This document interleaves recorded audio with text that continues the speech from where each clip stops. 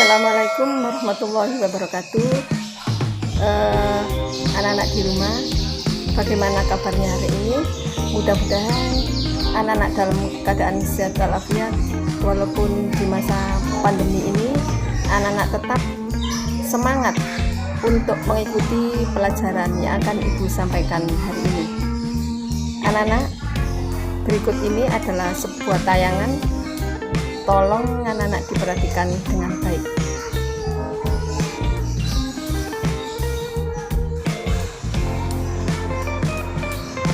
Dinamika perwujudan Pancasila sebagai dasar negara dan pandangan hidup bangsa. Yang pertama, hakikat Pancasila.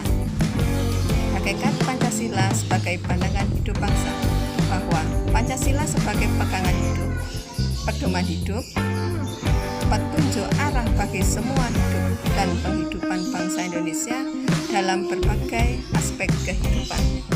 Yang kedua, hakikat Pancasila sebagai dasar negara. Pancasila merupakan suatu asas kerohanian yang meliputi suasana kebatinan atau cita-cita hukum. Pancasila menjadi suatu sumber nilai, norma, serta kaidah baik moral maupun hukum negara. Hakikat Pancasila sebagai ideologi, sebagai wujud cita-cita bangsa dalam menciptakan kehidupan bermasyarakat adil dan makmur. Komitmen yang mendorong semangat bangsa dalam melakukan kegiatan untuk mencapai tujuan bangsa serta menjadi alat pemersatu bangsa. Dinamika perkembangan zaman dari masa ke masa. Yang pertama adalah masa pengusulan, yang kedua masa awal kemerdekaan, yang ketiga adalah masa parlementer, dan yang keempat masa Orde Lama, yang terakhir adalah masa Orde Baru.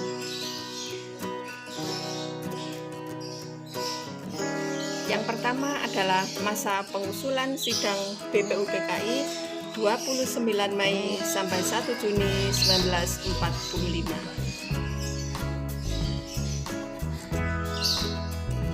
Hasil sidang BPUPKI 1 Juni 1945, BPUPKI mengambil keputusan sebagai berikut. Yang pertama, Insinyur Soekarno menamakan kelima asas tersebut dengan istilah Pancasila. Yang kedua, Pancasila sebagai nama dari dasar negara Indonesia Merdeka. Yang ketiga, membentuk Panitia 9 yang bertugas merumuskan usul-usul yang belum disepakati dalam sidang. Pada tanggal 22 Juni 1945, Panitia 9 berhasil merumuskan rancangan pembukaan hukum dasar yang oleh Master Muhammad Yamin dinamakan Piagam Jakarta. Yang kedua, anak ya, masa awal kemerdekaan pada tahun 1945 sampai 1949.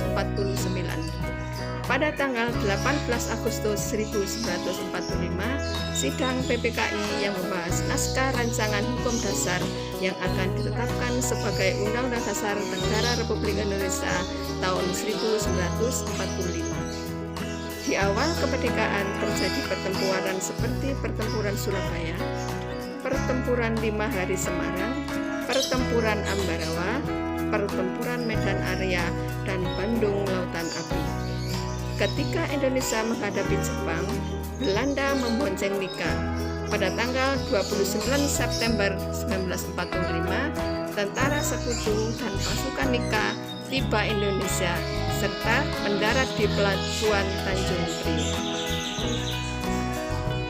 Yang ketiga, pada masa demokrasi parlementer tahun 1945 sampai 1950, Negara Kesatuan Republik Indonesia berubah menjadi RIS yang merupakan konsekuensi diterimanya hasil konferensi meja bundar yang dituangkan dalam konstitusi RIS.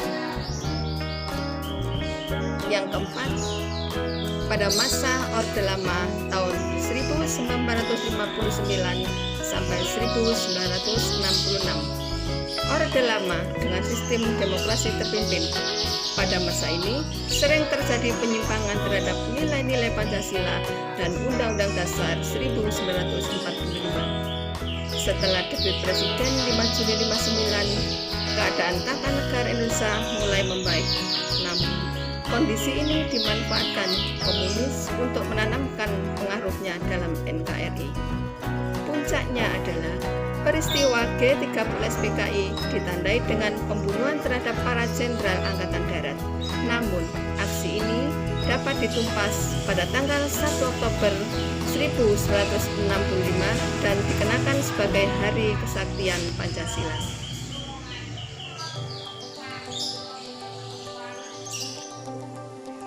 5. Pada masa Orde Baru.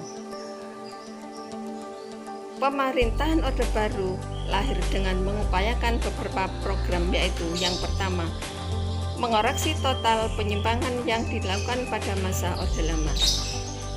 Yang kedua, penataan kembali seluruh aspek kehidupan rakyat dan bangsa Indonesia. Yang ketiga, menjalankan nilai-nilai Pancasila dan Undang-Undang Dasar 45 secara murni dan konsekuen. 4. Menyusun kembali kekuatan bangsa untuk menumbuhkan stabilitas nasional guna mempercepat proses pembangunan bangsa. Demikian anak-anak yang bisa Ibu sampaikan pada pertemuan hari ini. Semoga anak-anak bisa mempelajari materi yang telah Ibu sampaikan dan kita masih bisa ketemu dalam tayangan-tayangan materi berikutnya. Saya akhiri. Wassalamualaikum warahmatullahi wabarakatuh.